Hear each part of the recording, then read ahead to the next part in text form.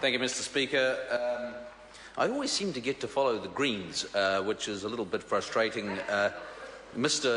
Dr. Norman, I understand, has a PhD. I'm sure it cannot be in history because his history is very wonky when he says that Labour left the country, implies that the Labour-Greens government left the country in good shape in 2008. Yes, they did run surpluses and were reasonably disciplined for the first 6 years of the government, but the last term the taps were opened and spending exploded by about 50% over a short period of time, and the final budget that they bequeathed to this government was a $3.9 billion deficit before any other countries in the world were going into recession, and a promise of 10 years of deficit and a massive increase in government debt if we carried on the path that they were carrying on.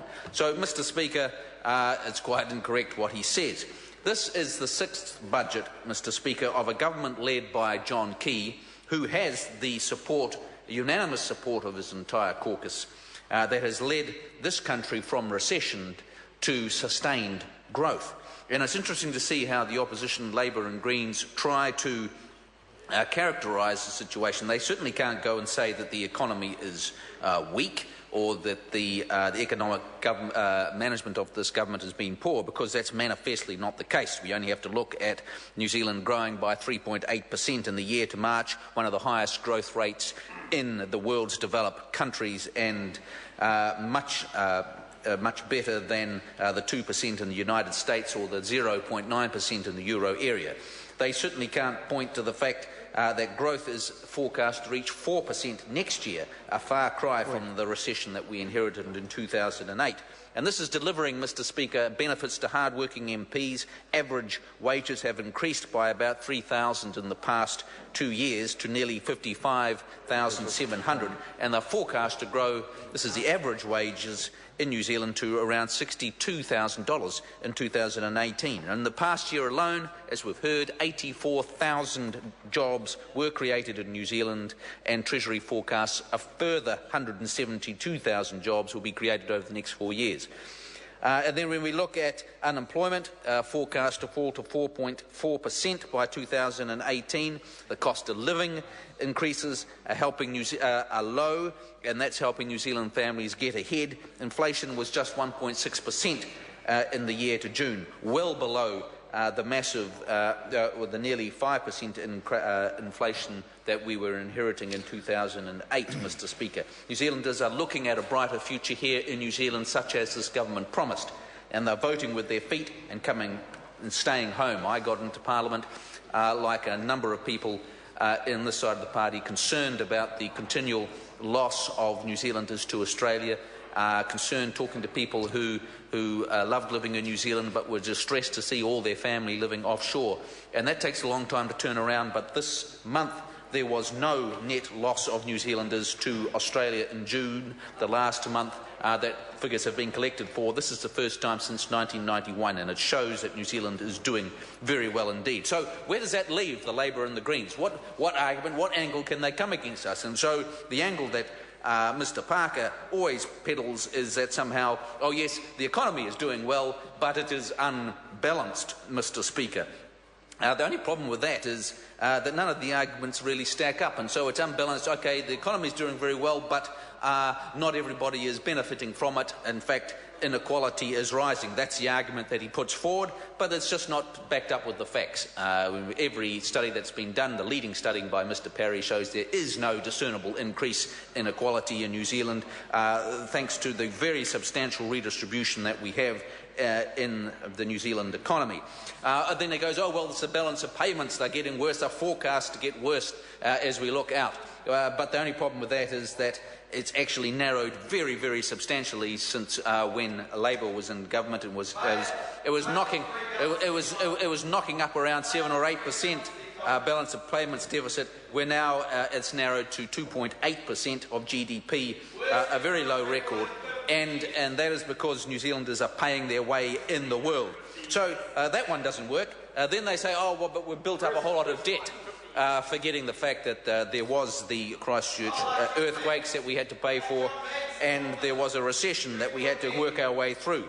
and thanks to the prudent management of this government, government debt will fall to around 20% of GDP in 2020 if we stick with National's plan, well below, Mr. Speaker, the 60% of GDP that would have been the case if that fellow there from Dunedin, Mr. Clark, his party was in power and continued on their reckless ways and continued to spend more than they're earning.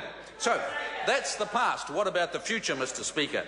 I think this government is very focused on building an internationally competitive economy, which is what the whole basis of everything that we look forward to in terms of affordable health care, such as the free under-13s visits to GPs that we were able to afford in this current budget, quality education, superannuation when we're old, and protection for the vulnerable in difficult times. Those sorts of things all rely on a strong, internationally competitive economy.